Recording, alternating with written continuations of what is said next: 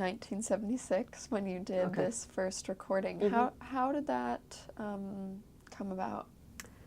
You know, I don't exactly know. All I know is that for some reason, he might have said he knew music. He had other songs.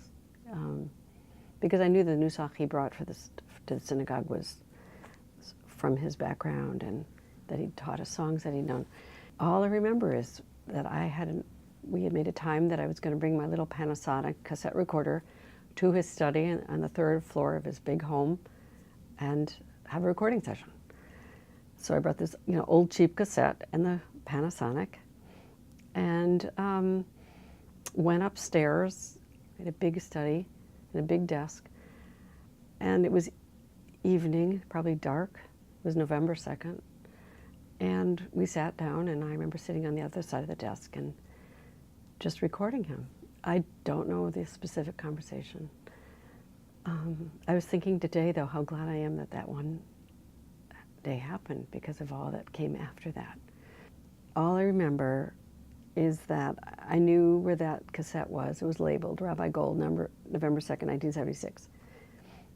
And that it sat in a box with other special tapes for 27 years.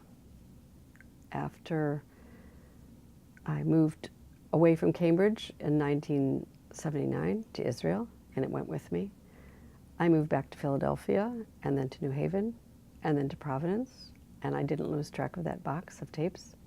That was just one tape there, but I did nothing with it. And then in 2003, in my Providence basement, I don't know what I was doing, but I was in the basement and I saw that box of tapes. And suddenly it just hit me, what is this doing here? I mean, why have I not done anything with this? Here it is. And just for me, there's a Hebrew word that describes what this felt like, and that's the word, I don't know the right tense to use in this situation, but ufakadita, lifkod, to take account, like God remembered Sarah, and he remembered.